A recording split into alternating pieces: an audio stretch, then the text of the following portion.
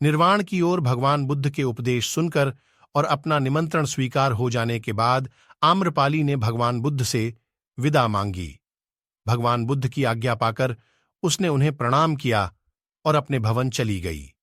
इसी समय लिच्छवी सामंतों ने भी सुना कि भगवान बुद्ध आम्रपाली के उद्यान में विराजमान है, अतः वे सब उनके दर्शन के लिए चल पड़े। उनमें से कुछ सुसज्जित हाथी घोड़ों पर और कुछ रथों पर सवार होकर आए।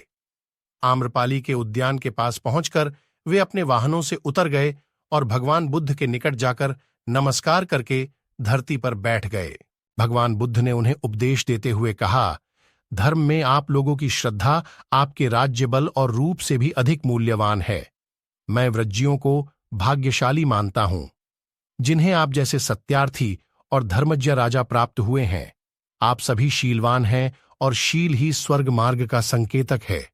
वही स्वर्ग ले जाने वाली नौका है, इसलिए शील द्वारा अपने चित्त को शुद्ध कीजिए, अज्ञान और अहंकार को दूर कीजिए। भगवान बुद्ध के उपदेश सुनकर लिच्छवी सामंतों ने उन्हें फिर सिर झुकाकर प्रणाम किया और भिक्षा के लिए अपने घर पर आमंत्रित किया। तथागत ने उन्हें बताया कि इसके लिए वे पहले ही आम्रपाली का निमंत्रण स्वीकार कर उसे वचन दे चुके हैं। यह सुनकर लिच्छवियों को बुरा लगा, परंतु महामुनि के उपदेशों के कारण वे शांत हो गए और प्रणाम करके अपने अपने घर चले गए। दूसरे दिन प्रातःकाल आम्रपाली ने भगवान बुद्ध का अतिथि सत्कार किया। आम्रपाली के घर से भिक्षा लेकर भगवान बुद्ध चतुर्मास वास के लिए वेणुमती नगर के लिए चले गए। वहां वर्षाकाल के 4 मास व्यतीत किए। इसके बाद वे पुनः वैशाली आ गए और मरकट नामक सरोवर तट पर निवास करने लगे। जब महामुनि मरकट सरोवर के तट पर एक वृक्ष के नीचे बैठे थे, तभी उनके पास मार आया और सिर झुकाकर कहने लगा, हे महामुनि, नैरंजना नदी के तट पर जब आपने बुद्धत्व प्राप्त किया था, तब मैंने आपसे कहा था, आप कृतकृत्य हो गए हैं, आप निर्वाण प्राप्त कीजिए। उस समय आपने कहा था, जब तक मैं पीड़ित और पापियों का उद्धार नहीं कर लेता, तब तक मैं निर्वाण की कामना नहीं करूंगा।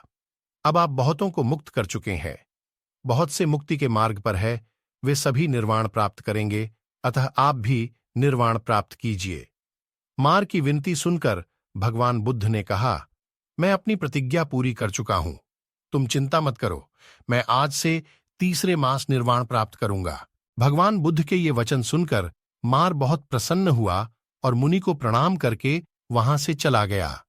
ये स्टोरी आपको अच्छी लगे तो लाइक, शेयर, कमेंट करना ना भूले और आगे की कहानी सुनने के लिए हमारे चैनल को सब्सक्राइब करके बेल आइकन दबाना न भूले, ताकि जब मैं वीडियो डालूं तो सबसे पहले आपको नोटिफिकेशन प्राप्त हो।